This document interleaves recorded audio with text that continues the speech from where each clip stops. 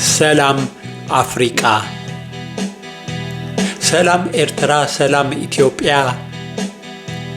ሰላም በላኒ ሃዬ ተደሃያ ሰላም ሱዳን ሰላም ጅቡቲ ደሃይክን ሓብራኒ በባሓንቲ ሰላም ጋቦን ሰላም ግብፂ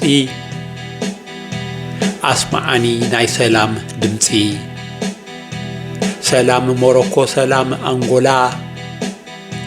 ምስቶጎ ምስማሊ ሰላም በላ ሰላም ሞዛምቢክ ዚምባብዌ ቻድ ይበጽሐክንዶ በእግረይ ብምኻድ ሰላም ሶማሊያ ሰላም ጋና ሰላም ታይ ቅጽሎኤ ገና ሰላም ኬንያ ሰላም ሌሴቶ ጽባቕኽን ብኹሉ ዝፍቶ ሰላም ታንዛኒያ ሰላም ጊኒ ናፍቆትክን ብዙሕ በርቲዕኒ ምስግኒ ቢሳው ኢኳቶሪያል ጊኒ ሴንትራል አፍሪካን ሪፐብሊክ ስዋቲኒ ቡርኪና ፋሶ ማላዊ ምስ ቡሩንዲ ከመይ አሎ ናብራ ከተማ ዓዲ ኡጋንዳ ዚያዳ ሊቢያ ምስ ላይቤሪያ ኬፕ ቨርድ ማዳጋስካር ዛምቢያ